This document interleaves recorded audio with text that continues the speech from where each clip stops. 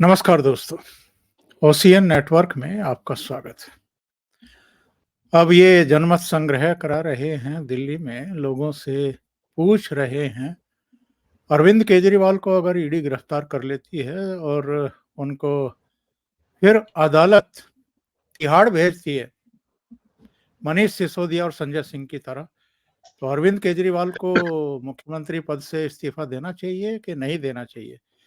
यानी लोगों से ये पूछने का एक ड्रामा चल रहा है।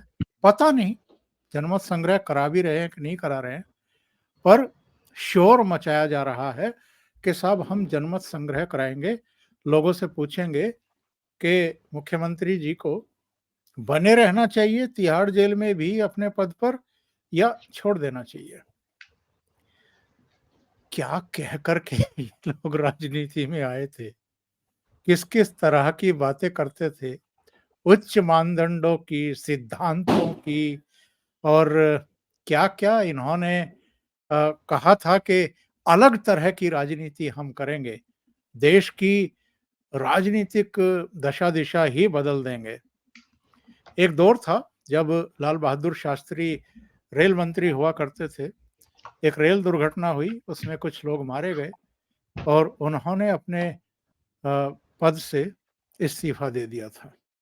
और आज इतने बड़े घोटाले के आरोप और कितनी बेशर्मी के साथ ये लोग इस तरह की मुहिम चलाने का ड्रामा कर रहे हैं, नाटक कर रहे हैं कि साहब हम पब्लिक से पूछ रहे हैं। पब्लिक अगर कहेगी कि कोई बात नहीं बेटा, जेल में हो तो क्या हुआ, दिल्ली की सेवा तो वहाँ से भी की जा सकती है, तो फिर ये अपने पद पर बने रहेंगे। मेरे साथ जुड़ रहे हैं विजय सरदाना साहब, उनको जोड़ करके इस चर्चा को आगे बढ़ाते हैं और विजय जी का परिचय मुझे देने की आवश्यकता नहीं, आप सब उनसे परिचित हैं, उनकी मेधा से परिचित हैं। विजय जी, बहुत स्वागत, नमस्कार। नमस्कार सर, प्रणाम और सबको दिवाली मुबारक। जी, आपको भी और सभी दर्शकों को दिवाली की बहुत शुभकामनाएं। विजय जी, ये जो क्या कहें इसको, जो इन्होंने ड्रामा शुरू किया है कि हम जनमत संग्रह करा रहे हैं, लोगों से राय पूछ रहे हैं, अरविंद केजरीवाल अगर गिरफ्तार कर लिए जाते हैं तो उनको जेल में रहते हुए मुख्यमंत्री बने रहना चाहिए कि नहीं बने रहना चाहिए? क्या कहेंगे इस पर? सर, मुझे लगता है कि केजरीवाल साहब ने जिंदगी में कोई काम सही और न्याय संगत ना करने की कसम खा रखी है। भारत के संविधान के अनुसार जो ये रेफरेंडम की बात कर रहे हैं, ये गैरकानूनी कार्रवाई है, ये कर ही नहीं सकते। हाँ, ओपिनियन के लिए आप जनमत के नाम पे ये कर सकते हैं कि सर मैं मंत्री रहूं, जेल जाऊं, नहीं जाऊं, उसको आप ये कह सकते हैं कि एक सर्वे एक सैंपलिंग सर्वे होता है। जनमत संग्रह होता है जिसको आप अल्टरनेट टू इलेक्शन प्रोसेस बोल सकते हैं। तो अगर ये सर्वे कराना चाहे करा सकते हैं, सर्वे एक अलग चीज होती है। लेकिन अगर ये कह रहे हैं कि हम जनमत संग्रह करेंगे और पूरी दिल्ली में हम इलेक्शन के पैरेलल एक प्रक्रिया करेंगे, तो पहली बात तो वो गैर कानूनी, संविधान उसकी इजाजत नहीं देता है। क्योंकि किसी भी वाइब्रेंट डेमोक्रेसी में जहां पे इलेक्शन का प्रोसेस है और जो इलेक्शन के लिए निर्धारित संस्थाएं हैं, जैसे इलेक्शन कमीशन ऑफ इंडिया और स्टेट इलेक्शन कमीशन, उनके अलावा किसी को भी जनमत संग्रह का अधिकार नहीं है। ये बहुत क्लियर प्रावधान है संविधान में। अगर ये उसके पैरेलल अपनी तरफ से कुछ करना चाहते हैं तो उसको ये जनमत संग्रह नहीं बोल सकते। अगर इनको मैक्सिमम कोई शब्द का इस्तेमाल करना होगा तो ये बोलेंगे हम सर्वे कर रहे हैं। सर्वे आप कर सकते हैं, उसमें कोई दिक्कत नहीं, पहली बात। दूसरा, अगर इनको इतना ही भरोसा है कि जनता इनके साथ है तो इनके पास एक बहुत आसान तरीका है। अपनी कुर्सी से और अपने विधानसभा से सरकार का इस्तीफा दें और इलेक्शन कमीशन को वैसे ही 6 महीने में दोबारा चुनाव कराने होंगे, अगर ये जीत के वापस आ जाते हैं तो वो जनमत संग्रह से बेहतर होगा, क्योंकि उस पे कॉन्स्टिट्यूशनल ऑथराइजेशन होगा। तो अगर इनको अपने पे इतना ही भरोसा है तो ये अपनी विधानसभा को बर्खास्त करें और दोबारा चुनाव करवाएं। इसके अलावा इनके पास कोई रास्ता नहीं।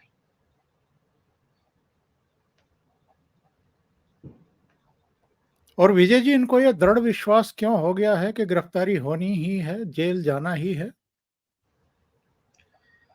सर, आप पूरी दुनिया से झूठ बोल सकते हो और खुद से तो नहीं बोल सकते ना।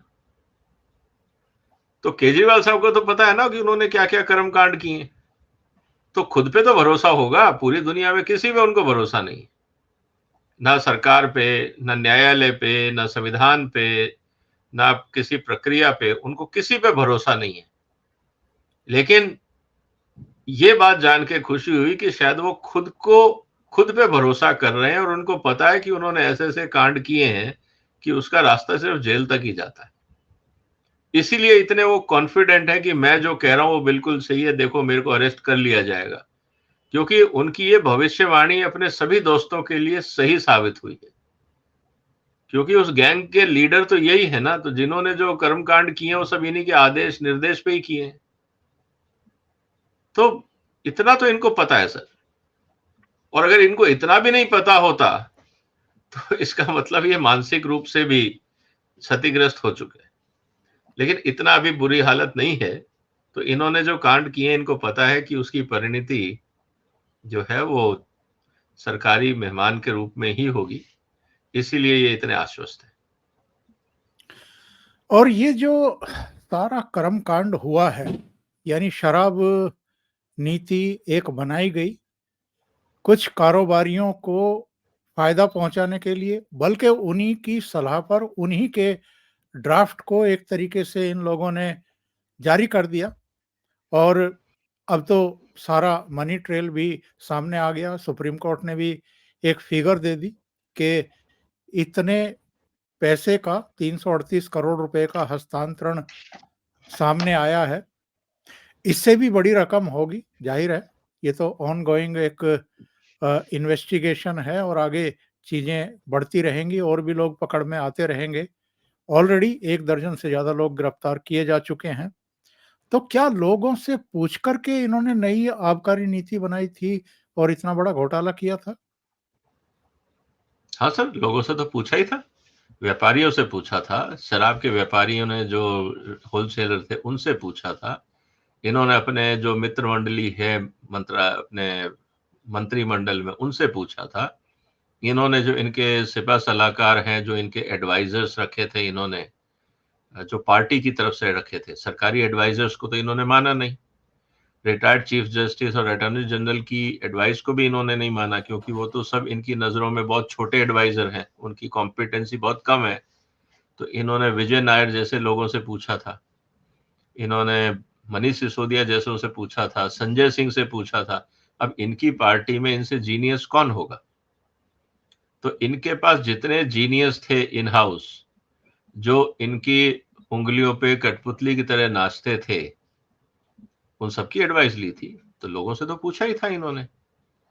और जिन्होंने इनको एडवाइस दी और सही एडवाइस दी वो सब इनकॉम्पिटेंट थे, चाहे वो इनके सीनियर अधिकारियों की कमेटी हो, या भारत के भूतपूर्व मुख्य न्यायाधीश हों, या अटॉर्नी जनरल हों, सॉलिसिटर जनरल हों, और इनके वकील हों। वो तो सब नालायक हैं, क्योंकि एकमात्र पढ़े लिखे, सबसे पढ़े लिखे मुख्यमंत्री तो ये खुद ही हैं। और पढ़ा लिखा मुख्यमंत्री को तो पता होता है ना कि कौन सही है कौन गलत है। मोदी साहब को तो पता नहीं कि हिंदुस्तान में कौन टैलेंटेड है कौन नहीं है। केजरीवाल साहब को ज्यादा पता है। तो इनके जो एडवाइजर्स थे, जो उनको नेक सलाह मिली, उस आधार पे उन्होंने लीकर पॉलिसी बनाई। तो जो उनको सजा, जो मतलब की एडवाइस मिली, उस बेस पे आज जो हमारे सामने घटनाक्रम हो रहा है, ये उन्हीं महानुभावों की विलक्षण बुद्धि के कारण हो रहा है। तो ये हमारे सामने है ही। तो जो आपका सवाल है कि क्या इन्होंने लोगों से सलाह की थी, बिल्कुल की थी। कौन लोग थे जो इनकी नजरों में हिंदुस्तान के सबसे ज्यादा ज्ञानी लोग थे? अब चाहे वो आप इनको इनकी कठपुतली बोलें, या इनके जो भी चाटुकार बोले, जो भी बोले, जनता कुछ भी बोले, इससे इनको फर्क नहीं पड़ता है। इनकी नजरों में वो सर्वश्रेष्ठ एडवाइजर्स थे इनके, तो उनके आधार पे इन्होंने बनाई। इनके एडवाइजर्स में से और इनके सहयोगियों में से कई आजकल जेल की रोटियां खा रहे हैं, और जाहिर है ये भी देर सवेर तो वहां जाने वाले हैं। मेरे पिछले प्रोग्राम में जब मैंने आपसे सवाल पूछा था कि ये ईडी इनको दूसरा समन क्यों नहीं भेज रही है, तो आपने जो जवाब दिया था, मुझे तो लगता है कि उसी दिशा में ईडी बढ़ रही है। आपने कहा था कि जरा ये चुनाव निपट जाएं, उसके बाद हो सकता है कि इनको या तो समन भेजा जाए या ईडी के अधिकारी सीधे शीश महल पहुंचे, वहां इनसे लंबी पूछताछ करें और उसके बाद फिर वही सब हम होते हुए देखें जो मनीष सिसोदिया के साथ हुआ था या दूसरे लोगों के साथ हुआ है, मतलब संजय सिंह के साथ हुआ है। मनीष सिसोदिया को तो खैर पता ही नहीं था कि आज मैं अगर जा रहा हूँ जुलूस वुलूस निकाल करके और अ, दुनिया के सर्वश्रेष्ठ शिक्षा मंत्री पर अत्याचार हो रहा है, इस तरह के पोस्टर बैनर लेकर के, तो उन्होंने तो अपना जुलूस पहले ही निकाल लिया था। पर संजय सिंह को मौका नहीं मिला था, उनको घर से ही उठा लिया गया था पूछताछ के बाद। तो क्या चुनाव की प्रक्रिया समाप्त होने के बाद अरविंद केजरीवाल की फिर से सुध लेगी ईडी? लेनी ही पड़ेगी सर। देखिए क्या है, इसमें 2-3 चीजें बहुत क्लियर हो गई हैं। अब क्या है, जो चेस गेम में ना जितने प्यादे होते हैं उनकी तो लिस्ट बन गई, वो प्यादे हैं करीब 450। फिर इनके मंत्री हैं, तो वो मंत्री भी इनके काफी सारे ऑलरेडी सरकारी मेहमान बन चुके हैं। एक आधे बाहर हैं, उनको जब ईडी चाहेगी बुला लेगी। कई कांड है उनके भी हो रखे हैं।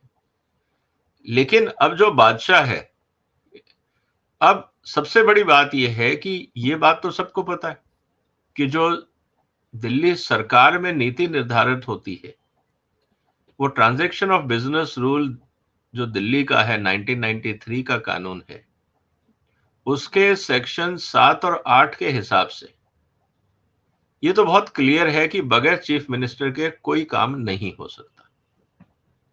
तो अब ये तो पूछा ही जाएगा ना कि ये जो पॉलिसी बनाने की एडवाइजरी थी या ये जो भी सब रेवेन्यू के स्लैब्स के परिवर्तन की बात थी, इसमें आपका क्या योगदान था?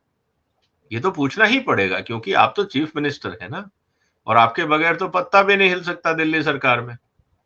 तो ये तो लॉजिकल सवाल बनता है, इसमें तो कोई डिनायल का कोई आर्ग्यूमेंट बनता ही नहीं, पहली बात।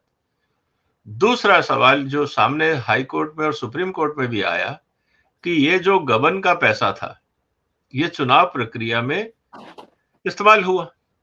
अब चुनाव प्रक्रिया जो होती है वो पार्टी की तरफ से गतिविधि होती है, तो जो पार्टी के मुखिया हैं उनको तो पता होगा कि पार्टी की गतिविधियां, उनकी फंडिंग सोर्स वगैरह कहां से आए। आफ्टर ऑल सिग्नेटरी तो यही है, जो भी पार्टी में कार्रवाई होती होगी। ऐसा तो नहीं है कि इनको धोखे में रख के, अंधेरे में रख के बाकी जूनियर लोगों ने काम कर लिया होगा, ऐसा तो होता नहीं।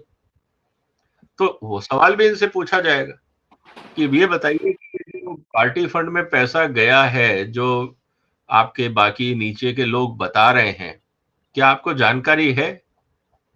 क्योंकि अगर ये कहेंगे नहीं मुझे कोई जानकारी नहीं है, तो उनमें से फिर ईडी इनके सामने ला के 10 लोग बैठा देगी कि ये बता रहे हैं आपको इस जगह पे इतना इतना पैसा दिया गया और इस मीटिंग में आप थे और आपने ये आदेश दिए थे, इस बेस पे काम हुआ और इन लोगों को पैसा दिया गया, और ये रहे टेलीफोन रिकॉर्ड, ये रहे डिजिटल फुटप्रिंट। तो ईडी तो पूरा होमवर्क करके बैठी है। केजरीवाल साहब को भी ये पता है कि ईडी के पास पूरा होमवर्क है, अब ये डिनाई कर नहीं सकते। डिनाई करेंगे तो क्रॉस एग्जामिनेशन में मारे जाएंगे, और एक्सेप्ट करते हैं तो अरेस्ट होना वाजिब है। तो डिनाई करेंगे तो एक स्टेप बढ़ जाता है, क्रॉस एग्जामिनेशन के बाद अरेस्ट होंगे। अगर एक्सेप्ट कर लेते हैं तो तुरंत अरेस्ट होंगे। सिर्फ इतनी सी प्रक्रिया में फर्क है। दूसरा, जो दिल्ली सरकार है वो तो पॉलिसीज वेल डिफाइंड है, उसमें केजरीवाल क्या बोलेंगे? अगर वो कहेंगे जी मुझे नहीं पता, मनीष सिसोदिया ने अपने मनमर्जी से किया है, तो जब मनमर्जी से किया है और आप दिल्ली सरकार ने वो पॉलिसी इंप्लीमेंट कर दी है, तो आपने ये पूछने की कोशिश नहीं करी कि ये डिफेक्टिव पॉलिसी क्यों लाए आप? क्या आपने मनीष सिसोदिया से पूछा था? कैबिनेट में कहा था आपने कि ये पॉलिसी नहीं लागू होगी, ये मेरे को समझ में नहीं आ रही, ये गलत पॉलिसी है। फिर मनीष सिसोदिया से पूछा जाएगा कि भाई आपने चीफ मिनिस्टर को धोखे में क्यों रखा? और केजरीवाल से ये पूछा जाएगा कि जब आपके फाइनेंस मिनिस्टर ने, एक्साइज मिनिस्टर ने आपको धोखे में रखा तो आपने इनको टर्मिनेट क्यों नहीं किया? जब आपको पता लग गया कि आपका मंत्री धोखेबाज है, गलत काम कर रहा है, तो आपने उसको टर्मिनेट क्यों नहीं किया? फिर या तो ये बोलेंगे, कोई जस्टिफिकेशन देंगे कि हम क्यों टर्मिनेट नहीं कर पाए, हमारी भी मजबूरी थी, क्योंकि हमारी कुंडली भी उनके हाथ में थी। तो या तो ये बोलेंगे, और या फिर बात सीधी हो जाएगी कि you are party to the crime.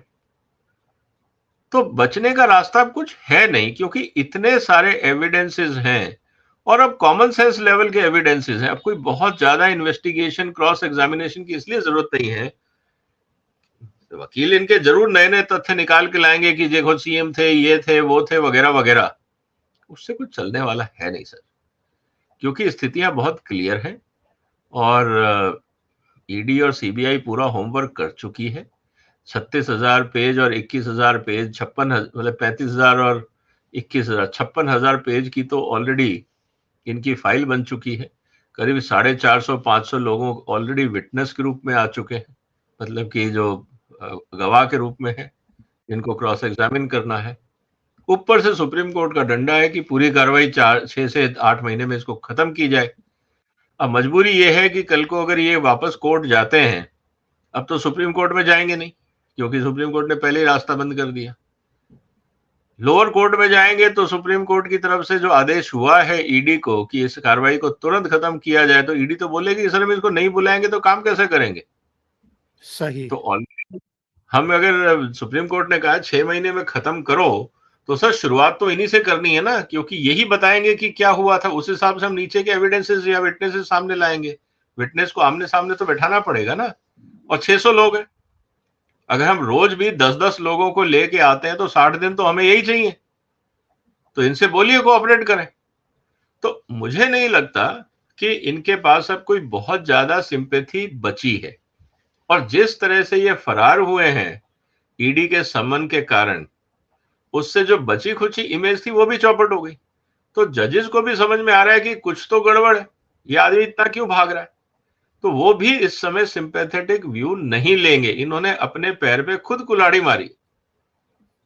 अब देखते हैं सर, अब जब तक ये चुनाव प्रक्रिया खत्म होगी, खासकर इलेक्शन प्रोसेस जब खत्म होगा, क्योंकि अगर अभी समन भेजेंगे तो फिर इनको बहाना मिल जाएगा कि देखिए मुझे आप डेमोक्रेटिक प्रोसेस में पार्टिसिपेट नहीं करने दे रहे, और फिर ये जाके स्टे लाने की कोशिश करेंगे कि देखिए इनको बोलिए चुनाव के बाद करें, क्योंकि मुझे चुनाव लड़ना है, पार्टी को सपोर्ट करना है, वगैरह वगैरह।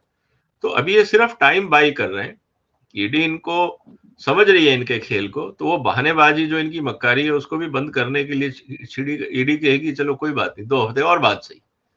2 साल हो गए, 2 हफ्ते में और कोई फर्क नहीं पड़ता। तब तक और बहुत बहुत कुछ चीजें, गलतियां ये करेंगे, बाहर निकलेंगे तो देखते हैं अब क्या होता है। इनके एक पुराने साथी हैं योगेंद्र यादव, सेफोलॉजिस्ट भी रहे हैं और इनके साथ भी जुड़े। उन्होंने एक बार एक इंटरव्यू में बड़ी अजीबोगरीब बात बताई। उन्होंने कहा कि एक दिन मैं दिल्ली की सड़कों से गुजर रहा था तो बहुत बड़े-बड़े पोस्टर आम आदमी पार्टी की तरफ से दिखाई दिए, जिसमें अरविंद केजरीवाल का तो बड़ा मतलब बेहतरीन सा फोटो लगा हुआ था, और शीला दीक्षित का ब्लैक एंड व्हाइट फोटो लगा करके इन्होंने दावा किया था कि आम आदमी पार्टी को 30 से अधिक सीटें मिलने जा रही हैं और शीला दीक्षित के नेतृत्व में कांग्रेस पार्टी बुरी तरह हारने जा रही है। ये आम आदमी पार्टी का इंटरनल सर्वे बताता है। तो योगेंद्र यादव ने इनसे पूछा कि ये सर्वे कब कराया है आपने और किससे कराया है? तो अरविंद केजरीवाल ने योगेंद्र यादव से कहा कि आपसे ही कराया है और आपने ही किया है। उन्होंने कहा कि नहीं, मैंने तो नहीं किया है। तो उन्होंने कहा कि कोई बात नहीं, झूठ बोल दो कि मैंने ही किया है। एक और किस्सा पब्लिक डोमेन में पिछले दिनों आया था विजय जी। एक सरदार जी हैं, करनाल के रहने वाले हैं। उन्होंने बताया था कि हमें शाम को एक फ़ोन आता है इनके दफ्तर से और हमें कहा जाता है कि आप लोग सोनीपत पहुँचो, फला ढाबे पर आपको कोई आदमी मिलेगा, कुछ सिम कार्ड लेकर के, वहां पर ये लोग पहुंचे और इनको नए सिम दिए गए। इनसे कहा गया कि आप जो चुने गए एमएलए हैं, 28 एमएलए चुन करके आए थे शुरू में इनके, उनमें से इन इन एमएलएज को आप नए सिम कार्ड से फोन करिए और कहिए कि हम अरुण जेटली के यहाँ से बोल रहे हैं और हम आपको कुछ ऑफर कर रहे हैं, आप भारतीय जनता पार्टी की तरफ आ जाओ। तो दो मंसूबे थे भारतीय जनता पार्टी को बदनाम करना कि वो हमारे एमएलए को खरीदने की कोशिश कर रही है, दूसरे जिन एमएलए को फोन करवा रहे थे उनकी सत्यनिष्ठा जानना, उनका समर्पण जानना कि वो आम आदमी पार्टी के साथ बंधे हुए रहते हैं या वो बिकने को तैयार हैं। ये जो दो घटनाएं हैं, क्या ये काफी नहीं थी? और ये खुलासे जब हो गए, पब्लिक डोमेन में आ गए, इलेक्ट्रॉनिक मीडिया में भी आ गए, उसके बाद भी ये फ्रॉडगर्दी से बाज नहीं आ रहे हैं। अभी भी ये कह रहे हैं कि हम रेफरेंडम कराएंगे, पब्लिक की राय पूछेंगे कि हमें इस्तीफा देना चाहिए कि नहीं देना चाहिए। मतलब जिस तरीके से वो फर्जीगिरी थी, क्या इस बार भी उसी तरह की फर्जीगिरी करने की कोशिश नहीं कर रहे हैं ये लोग? सर, आपने जो दोनों उदाहरण दिए ये तो स्टेटमेंट है, इनका कोई डॉक्यूमेंट्री प्रूफ नहीं है। मैं आपको एक डॉक्यूमेंट्री प्रूफ देता हूं जो सीबीआई के पास भी है, और ये मैंने शायद आपके चैनल पे कई महीने पहले बोला था। जब इन्होंने नई आबकारी नीति घोषित की थी, इससे पहले इन्होंने उस आबकारी नीति को वेबसाइट पे डाला था और जनता से ओपिनियन लिए थे। इनको 14,761 ईमेल आए थे और ये कहते हुए कि ये बहुत ही बढ़िया पॉलिसी है, ऐसी ही पॉलिसी दिल्ली को चाहिए, ये प्रोग्रेसिव पॉलिसी है, और जो स्टेटमेंट ये खुद देते थे वही सारे शब्दों का उस पॉलिसी में जिक्र था, मतलब उन ईमेल्स में जिक्र था। मैंने उस समय ये सवाल उठाया था कि हिंदुस्तान में 14,000 लोग ईमेल से आपकी फीडबैक पॉलिसी, मतलब पॉलिसी पे फीडबैक दे रहे हैं, ये हो ही नहीं सकता, ये फ्रॉड नंबर है। कारण मेरा बहुत सिंपल था, मैं सर इंडस्ट्री एसोसिएशंस में सीनियर पोजीशंस पे एज ए एडमिनिस्ट्रेटिव हेड रहा हूं, मैं बहुत सारी कमेटीज का एडमिनिस्ट्रेटिव हेड रहा हूं। जब तक भारत सरकार का कानून की आखिरी डेट नहीं आती और जब तक एंटरप्रेन्योर्स को और मालिकों को यह नहीं लगता कि अगर ये कानून फॉलो नहीं किया तो हम जेल जा सकते हैं, फैक्ट्री बंद हो सकती है, तो आखिरी दिन लॉबिंग शुरू होती है कि इसको 6 महीने बढ़ा दिया जाए, साल भर बढ़ा दिया जाए, बदलाव कर दिया जाए, आखिरी दिन। ये हिंदुस्तान का ट्रेंड है। ये पहली ऐसी घटना थी हिंदुस्तान में, आजाद भारत में, जब किसी पॉलिसी पे 14,000 लोगों ने मेल लिखी होंगी। मैं इस बात को मानने को ही तैयार नहीं था और मैंने साफ कहा था मुझे तो इसमें कुछ दाल में काला लग रहा है। इतने हिंदुस्तानी कब से जागरूक हो गए कि पहली बात तो पॉलिसी पढ़ें, फिर उसको समझें और फिर उसमें जवाब दें। सर, ये अपने आप में बहुत बड़ा एफर्ट होता है। पहली बात तो लोग पढ़ लें, बहुत बड़ी बात होती है। व्यापारी वर्ग ही पढ़ेगा ना, आम आदमी पॉलिसी क्यों पढ़ेगा? मेरा बिजनेस है, मैं पढ़ूंगा। मैं दारू पीने वाला होकर पॉलिसी क्यों पढ़ूंगा सर? मुझे तो लॉजिक ही समझ में नहीं आया। लेकिन उन्होंने 14,761 ईमेल आने का दावा किया। जब बाद में सीबीआई की जांच हुई तो पता लगा ये सारे ईमेल फर्जी थे।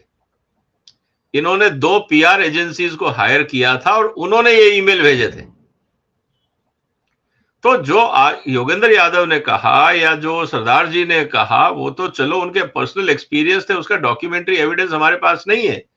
ये तो documentary evidence, investigation, digital footprint, ये 14,700 ईमेल, केजरीवाल को इतनी अकल नहीं है कि 14,700 ईमेल किस कंप्यूटर से चले हैं।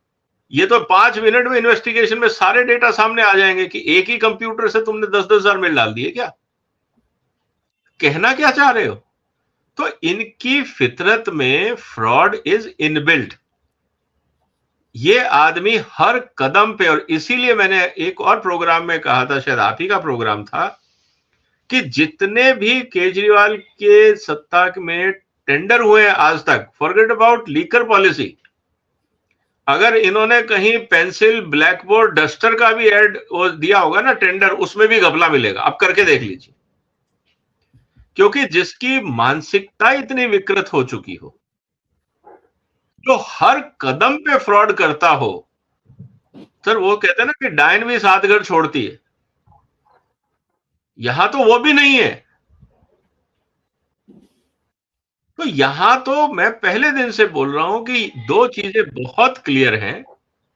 एक तो ये कि जितने आज तक इनके टेन्योर में टेंडर हुए हैं, चाहे वो पेंसिल रबड़ का ही टेंडर होगा, चाहे वो चौक और डस्टर का ही टेंडर होगा, उसमें आपको घपला मिलेगा। पहली बात, जहां जहां पे भी सरकारी पैसा स्पेंड हुआ होगा, आप वहां निकाल लीजिए। मैं आज कह रहा हूं 20 केस और खुल जाएंगे, पहली बात।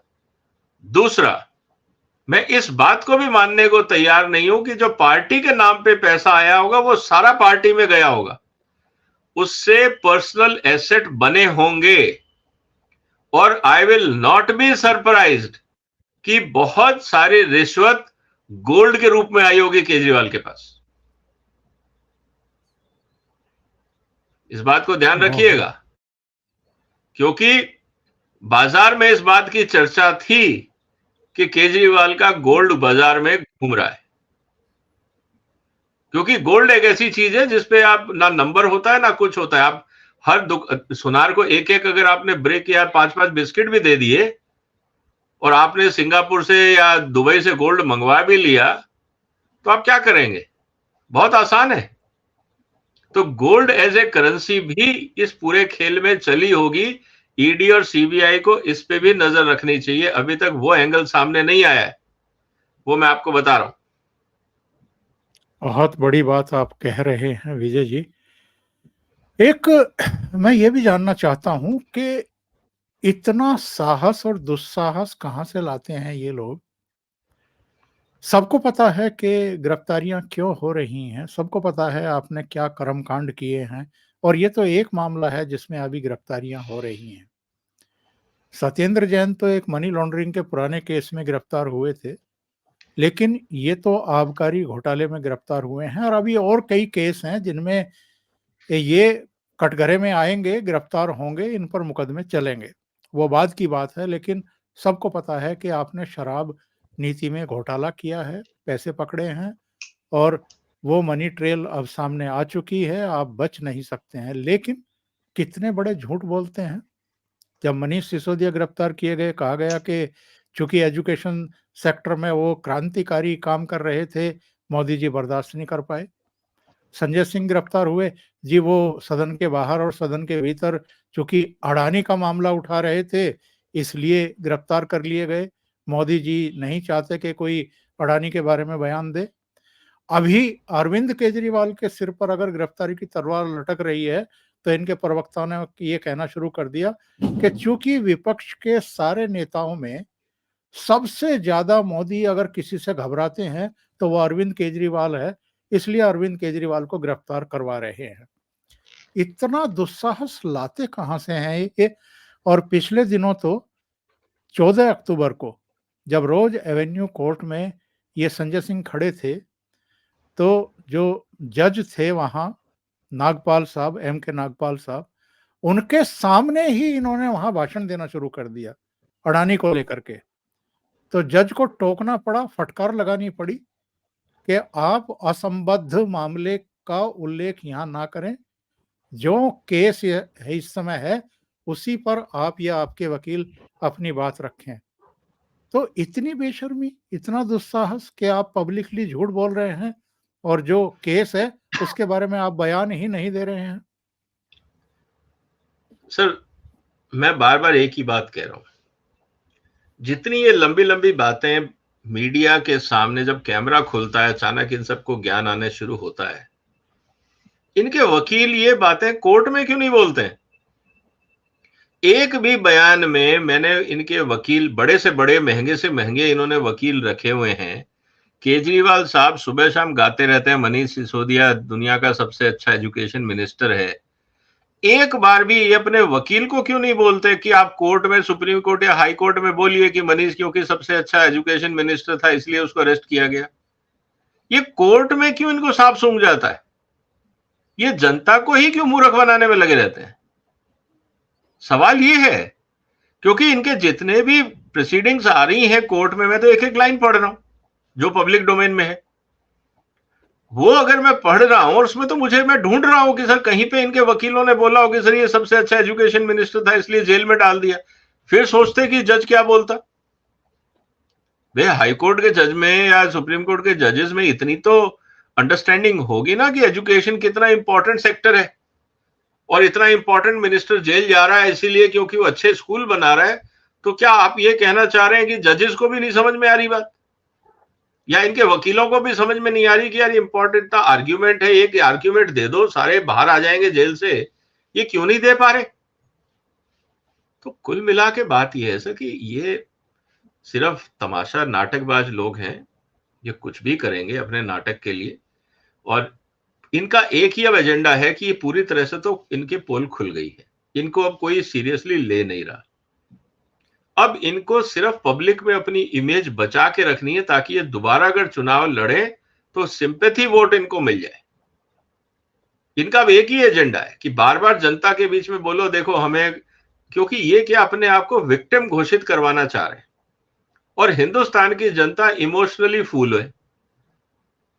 हम लोग इमोशनल में जब आते हैं ना तो मूर्खों जैसा व्यवहार करते हैं, फिर हम लॉजिक की बात नहीं करते। किसान आंदोलन में हमने देखा किसी ने कानून नहीं पढ़ा लेकिन कानून खराब है, इमोशनल, क्योंकि किसान है।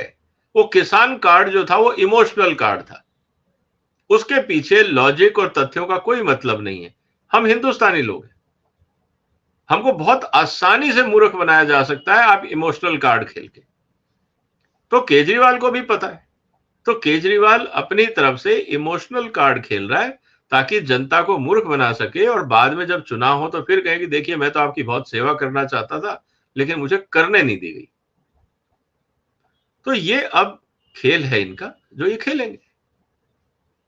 और विजय जी, कल फिर इसको संजय सिंह को रोज एवेन्यू कोर्ट में पेश किया गया था। 14 नवंबर तक उनकी न्यायिक हिरासत बढ़ाई है कोर्ट ने। लेकिन जब कोर्ट से बाहर निकल रहे थे तो मीडिया के कैमरों पर उनका एक स्टेटमेंट आया। उन्होंने कहा कि साहब केजरीवाल को फंसाने के लिए एक बड़ी साजिश रची जा रही है, और सिर्फ गिरफ्तारी ही नहीं, वे अरविंद केजरीवाल के खिलाफ बड़ी घटना को अंजाम देने की योजना बना रहे हैं। ये बड़ी घटना कौन सी होती है विजय जी? मेरी समझ में तो नहीं आया।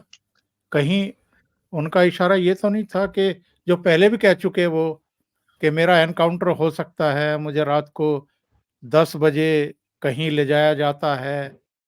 फिर इसी तरह के बयान जो है वो कुछ दूसरे लोगों की तरफ से भी आए। तो कहीं ये विकास दुबे तो नहीं बना रहे हैं अरविंद केजरीवाल को, या अतीक अहमद तो नहीं समझ रहे हैं? ये इतने बड़े लोग नहीं है सर, ये जबरदस्ती उस लेवल में अपने आप को ले जाना की कोशिश कर रहे हैं। ये जैसे होता है ना छोटे मोटे चोर जो होते हैं वो वाला हिसाब है इनका, और इनमें इतनी हिम्मत नहीं है कि एक्सेप्ट कर ले। भाई अतीक अहमद तो चौराहे पे खड़े होके बंदूक लेके चलता था, दिखा के चलता था मैंने दादागिरी करी है। भाई विकास दुबे भी यही करता था, वो दबंग थे ना, इसीलिए उनको दबंग बोला जाता था कि वो चौराहे पे पुलिस स्टेशन में उनके सामने खड़े होके गोली चला रहे हैं, दबंग मतलब कि कब्जा कर रहे हैं, ब्रॉड डे लाइट में वो क्राइम करते थे, वो दबंग थे। ये छुटभइये लोग हैं सर, इनका मुकाबला कहाँ है अतीक अहमद और उनसे? ये तो उनकी नजरों में छुटभइये लोग हैं। हवाला से पैसा ट्रांजैक्शन करेंगे, खुद गायब हो जाएंगे, बीच में बिचौलिया रखेंगे। इनकी कहाँ हिम्मत है ये जनता के बीच में आके दिन दहाड़े कुछ कर सके? ये सब पर्दों के पीछे से ही खेल खेल सकते हैं। ये इनके बस की बात नहीं है, ये ढंग से क्राइम भी नहीं कर सकते। तो इनको तो छोड़ दीजिए, उस लेवल पे तो इनको ले जाने का कोई मतलब ही नहीं है। ये लोग सिर्फ जो संजय सिंह कह रहा है, ये संजय सिंह इतना कह रहा है कि देखिए जिस तरह से घटनाक्रम हुआ है, संजय सिंह तो अब जेल में है, संजय सिंह का इंटेरोगेशन हो गया है फर्स्ट राउंड, और उसके चक्कर में वो जेल में है। उसको भी पता है कि ये जो रास्ता है, जो ये सवाल है, यही सवाल अगर केजरीवाल से पूछेंगे तो वो भी निपटेगा। संजय सिंह और मनीष सिसोदिया को इतना तो पता ही है ना सर कि आफ्टर ऑल पार्टी में इनका गुरु कौन है, ये तो उसी के आदेश पे काम कर रहे थे। तो इनको भी पता है, बड़ी घटना तो ये है कि केजरीवाल जेल जाएगा। एनकाउंटर इनको सर कौन इस पे गोलियां खराब करेगा, कौन अपना टाइम खराब करेगा? देखिए हर लेवल का एक अलग होता है ना सर। अब और आपको जरूरत आप उसके लिए तोप थोड़ी लाओगे सर, उसके लिए फ्लाई कैचर ही बहुत होता है। तो ये फर्क बात है। तो ईडी के सामने सारे प्रूफ हैं, सीबीआई के पास सब प्रूफ है, उनको पता है कब और कैसे निपटाना है। कुछ मर्यादाएं होती हैं, सिटिंग सीएम है इसलिए थोड़ा, अगर यही आम आदमी होता तो कभी का अंदर हो गया होता। डिप्टी सीएम अंदर है, इनके बाकी लोग अंदर हैं, बाकी मंत्री अंदर हैं। और जो आपने बात करी सत्येंद्र जैन को लेके, सर सत्येंद्र जैन की फाइल, जब सत्येंद्र जैन का कांड तो 5 साल पुराना है, ये तो जी पहले टेन्योर में था इनका। तो उस समय जब इनसे बात हो रही थी, वो कागज तो मैंने ओरिजिनल फाइल सत्येंद्र जैन की देखी। एक पत्रकार महोदय मेरे पास आए थे समझने के लिए के जरिए, किसी बड़े मीडिया चैनल के, पूरी फाइल लेके आए थे कि हम इसके अंदर क्या करें, इसमें क्या क्या है, कैसे है, लैंड की कॉस्टिंग है, ये है वो है। मैं तो सब देखा था। तब भी मैंने कहा था कि जब आपकी दिल्ली में जमीन की कीमत इतनी ज्यादा है तो इतनी सस्ती जमीनें खरीदने का तो कोई लॉजिक ही नहीं है। सर्कल रेट से भी नीचे आप खरीद रहे हैं। तो ये सब चीजें तो वेल डिफाइंड है, इन चीजों के अंदर जाने की कोई जरूरत है नहीं। वो सारे एविडेंस इन्वेस्टिगेटिंग एजेंसीज के पास हैं सर। और विजय जी, कितनी दुर्भाग्यपूर्ण परिस्थितियां हैं कि दिवाली है, मनीष सिसोदिया जेल में, संजय सिंह जेल में, कई दूसरे कारोबारी और पूर्व नौकरशाह किस टेंशन में होंगे। और अरविंद केजरीवाल अभी भले ही बाहर हों, लेकिन उनकी जो दिवाली है वो कितने तनाव में उनकी भी, उनके परिवार की भी, उनके सगे संबंधियों की भी बीत रही होगी। ये अच्छे तरीके से सोचा और समझा जा सकता है। मेरा प्रश्न ये है, क्या ये आत्म मंथन कर पा रहे होंगे, सोच पा रहे होंगे कि बहुत गलत काम कर दिया, या नहीं सोच रहे होंगे अभी भी? सर दिवाली देश में हर साल आती है, दशहरा हर साल आता है।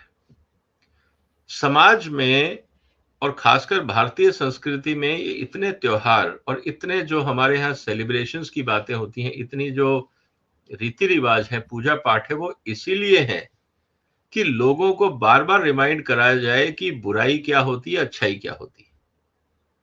तो ये सब अपनी अपनी जिंदगी के 50-50 साल पूरे कर चुके हैं इन्होंने। इनकी जिंदगी में 50-50 बार रिमाइंडर आ चुका है। इनके माँ बाप ने, इनके टीचर्स ने, इनके समाज ने इनको सिखाया है कि देखिए बुरा काम हमेशा गलत होता है, आपको अच्छा करना है। अगर ये तब भी नहीं सीखे तो अब क्या सीखेंगे? चिकने घड़े पे क्या करोगे सर? अब तो पक चुके ना ये लोग। तो अब ये नहीं सोच रहे होंगे कि इन्होंने क्या बुरा किया, क्या सही किया। ये तो सोचने के लिए इनके पास पूरी जिंदगी में 50 साल से ज्यादा समय था। अब तो ये एक ही चीज सोच रहे होंगे कि ऐसी क्या तिकड़म लगाई जाए कि हम बच जाएं। अभी भी ये सीधा नहीं सोच रहे होंगे। अभी भी वो जिसे कहते हैं ना कि एक तिकड़म ढूंढने की कोशिश होगी कि कहीं कोई सुराग मिल जाए, कहीं कोई बकरा मिल जाए जिसको फंसाएं, कोई ऐसा गैप मिल जाए कि साहब हमने तो क्राइम किया ही नहीं। कोई अधिकारी को फंसा दें, किसी और को फंसा दें, किसी व्यापारी को फंसा दें। ये अब सब उस जुगाड़ में ही लगे होंगे। ये सीधा चलने वाले लोग नहीं हैं। इनकी आप भाषा देखिए, इनकी बॉडी लैंग्वेज देखिए, आप इनको सीधा मत लीजिए। इनकी फेस वैल्यू, इनकी बातों को आप डिस्काउंट कर दीजिए। जब भी मैं इनकी बॉडी लैंग्वेज और इनकी स्टेटमेंट देखता हूं तो मैं ये जानने की कोशिश करता हूं कि दिमाग में इस समय क्या चल रहा होगा। स्टेटमेंट को भूल जाइए, वो तो आउटबर्स्ट है, वो तो सबने सुन लिया। जो नहीं कहा गया, जो दिमाग में चल रहा है, वो क्या चल रहा होगा। और ये जो स्टेटमेंट दिया है, ये किसको मिसलीड करने के लिए दिया है? इन्वेस्टिगेटिंग एजेंसीज को, जनता को, अपने साथियों को, पॉलिटिकल पार्टीज को, मीडिया को। ये डाइवर्जन टेक्निक है। इनका हर स्टेटमेंट किसी ना किसी छल की तरफ इंडिकेट करता है। ये स्टेट लोग नहीं है, तो फेस वैल्यू पे तो लेना इस समाज को बंद कर देना चाहिए। इन लोगों को ये देखना चाहिए कि अगला दाव ये क्या तैयारी कर रहे हैं और ये उसकी भूमिका तो नहीं बना रहे। ये खेल वो खेलते हैं, तो ये सीधा नहीं है। और अगर ये आपको लगता होगा कि ये रिग्रेट कर रहे होंगे, तो ये रिग्रेट ये कर रहे होंगे कि यार हम इसको थोड़ा और घुमा के खेलते तो नहीं फंसते, हमने थोड़ा जल्दबाजी में खेल लिया। इनको रिग्रेट उसी बात का होगा कि हम किसको कुछ और खेल खेलते तो बच जाते। हम शायद छोटा सा गलत काम कर गए, या हमारा कोई बीच का प्यादा गलती कर गया, या कोई खुद विटनेस बन गया, इसलिए हम फंस गए। अदरवाइज तो इन्होंने प्लानिंग तो फुल प्रूफ की थी। मोबाइल तोड़ना, डिजिटल प्रिंट गायब करना, मिनट्स ऑफ मीटिंग गायब करना, सिग्नेचर नहीं करना, सब हथकंडे अपनाए थे। लेकिन सर, झूठ के भी तो पांव होते हैं ना कहीं तो दिखेंगे। बहुत बहुत धन्यवाद विजय सरदाना साहब, आपने ओशियन नेटवर्क के लिए इतना समय निकाला और एक बहुत ही महत्वपूर्ण मुद्दे पर चर्चा की। Thank you so much. नमस्कार। नमस्कार सर। वंदे मातरम।